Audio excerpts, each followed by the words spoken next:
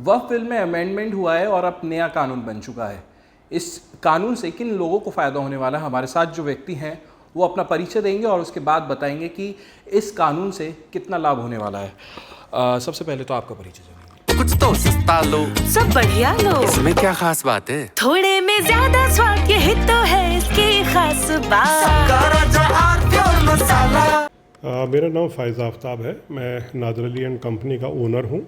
साथ ही साथ मैं वफ़ नादर अली मोहम्मद इसाक़ 519/265 में मुतवल्ली हूँ। ये गिने चुने सबसे बड़े वफ़ों में से एक है उत्तर प्रदेश में। उसके अलावा मैं जो है अयोध्या में जो ट्रस्ट बना है इंडो इस्लामिक कल्चरल फाउंडेशन, माननीय सुप्रीम कोर्ट के आदेश के अनुसार, उसमें मैं परमानेंट ट्रस्टी और ट्रेजरर भी हूँ। सर, जो अमेंडमेंट हुआ है इसको आप किस तरीके से देखते हैं? काफ़ी लोग सामने आए जो इसका विरोध कर रहे हैं, लेकिन बहुत सी ऐसी ज़मीनें हैं जिस पे कब्ज़ा है या किराए पे दी गई हैं, उनका किराया नहीं आता है समय से, और जो कब्ज़ाधारी हैं वो पूरा अपनी दबंगई दिखाते हैं। देखिए, इसमें एक्ट में जो अमेंडमेंट हुआ है, अब जो विरोध कर रहे हैं वो जिस मुद्दे पे भी करना चाह रहे हैं, लेकिन मेरे हिसाब से एक आध चीज़ तो बहुत ही अच्छी हुई है इसके अंदर कि कम से कम जो ज़िला लेवल पर जो है एक पावर दी गई है। पहले सिर्फ सर्वे कमिश्नर की पावर थी, लेकिन अब जो है वो वफ़ कमिश्नर की पावर पूरी इनको डिस्ट्रिक्ट मजिस्ट्रेट को दी गई है। अब जो हमको अप्रोच करना पड़ता था वफ़ बोर्ड को, और बहुत एक लंबी प्रक्रिया हुआ करती थी इसको किसी भी प्रॉपर्टी को खाली कराने की। 5-7 साल बोर्ड में लग जाते थे केस करने में, फिर वो ट्रिब्यूनल चले जाते थे, ट्रिब्यूनल के बाद वो हाई कोर्ट चले जाते थे। अब डीएम जांच कराएंगे, ऑन द स्पॉट डिसीजन लेंगे कि भाई प्रॉपर्टी अगर घिरी हुई है तो गलत घिरी हुई है। तो उस हिसाब से अमेंडमेंट मुझे लगता है कि कुछ चीज़ें बहुत स्पीड अप कर देगा। बाकी जो उसमें विरोध करने का वो है, तो देखिए, जब तक हम किसी चीज़ को पढ़ेंगे नहीं खुद, जब तक किसी भी चीज़ का विरोध आप कैसे कर लेंगे? तो आपको पहले उसको एक्ट में जो अमेंडमेंट है उसको पूरा पढ़ना पड़ेगा, समझना पड़ेगा।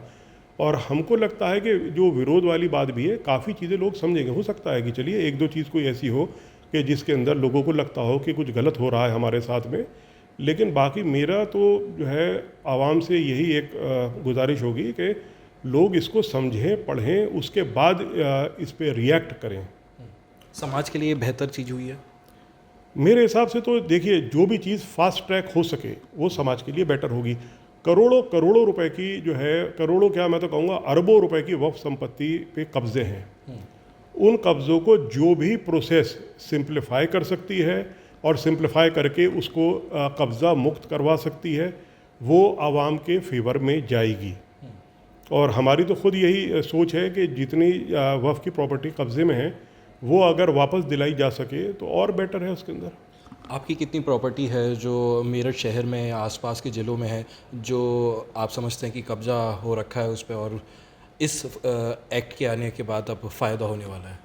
देखिए, हमारा तो दिल्ली रोड पे ही कम से कम आप मान के चलिए 1,20,000 रुपये का सर्कल रेट होगा।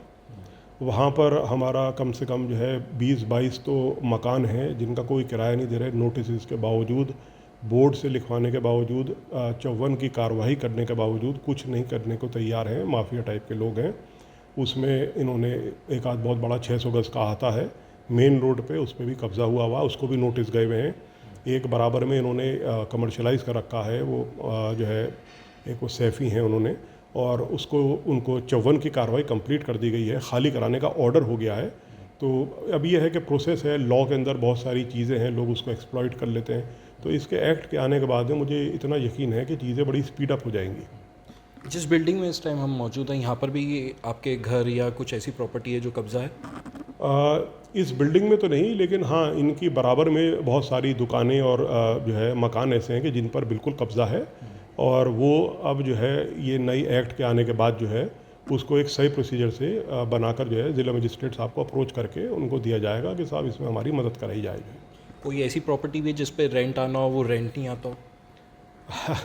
वैसे तो बहुत बड़ी प्रॉपर्टी आपने सुना ही होगा, देखा होगा, इसके इनकम टैक्स ऑफिस के सामने जो है नादर अली बिल्डिंग्स करके है। तो उसके अंदर तो यही स्थिति है कि वो हमको उसके लिए दी गई थी रेजिडेंशियल पर्पज़ के लिए, और उसको इन्होंने पूरा कमर्शलाइज़ कर दिया। लोगों ने बाजी के शोरूम बना लिए हैं, उसके अंदर गलियां घेर ली हैं। जो किराएदार बेचारे गरीब वहाँ रह रहे हैं, जिनके फ़ायदे के लिए चलो वक्फ जायदाद थी, उनको वंचित रखा जा रहा है, इन चीज़ों से डराया जा रहा है, धमकाया जा रहा है। तो उस तरह का चीज़ों में हाँ, कैंटोनमेंट बोर्ड ने, मैं इतना कहूँगा कि हमारी दरख्वास्त पे मूव करके उसमें जो एक आध प्रॉपर्टी ऐसी है जिसमें बाजे का काम हो रहा था उसको खाली करने का ऑर्डर करा है कि ये गलत हुआ है और इसको खाली करा जाए। तो वो कोर्ट चले गए बता के अपने आप को कि जी मैं ओनर हूँ, जो कि बिल्कुल गलत है। उसको हमने अपोज कर दिया है कोर्ट के अंदर। और बाकी ये है कि देखिए, मेरा मानना ये है कि जो चीज़ सही है वो सही है और जो गलत है वो गलत है। इसके अंदर जो है, जैसे जो भी प्रॉपर्टी मान लीजिए कि कैंटोनमेंट की हो या ज़िला पंचायत की हो, उसके ऊपर आप वफ़ नहीं कर सकते। वफ़ का आप देखिए मूल सिद्धांत समझिए, आप वफ़ उस संपत्ति को कर सकते हैं जो आपकी अपनी खरीदी हुई हो, बैनामे की खरीदी हुई हो, उसको आप वफ़ करने के हकदार हैं। उसके अलावा आप किसी और की जायदाद को वफ़ नहीं कर सकते। तो वो कंसेप्ट इस एक्ट के अंदर क्लियर किया गया है। आखिरी सवाल लेते हैं, अगर ये कब्जेदारों से हट जाती है आपकी ज़मीनें तो आगे का क्या रहने वाला है आपका स्टैंड इस पर? देखिए, हम तो बड़ा क्लियर है इसके अंदर। जो है, अगर ये कब्ज़ा मुक्त हो जाती है तो कुछ चीज़ें ऐसी हैं, जैसे दिल्ली रोड की जो प्रॉपर्टीज़ हैं उसके अंदर मेरा अपनी मानना यह है कि हम सरकार को उसमें अप्रोच करेंगे, अल्पसंख्यक मंत्रालय को अप्रोच करेंगे कि इसमें जो है गरीब बच्चों के लिए, गरीब लड़कियों के लिए जो है स्कूल बनाया जाए, करा जाए।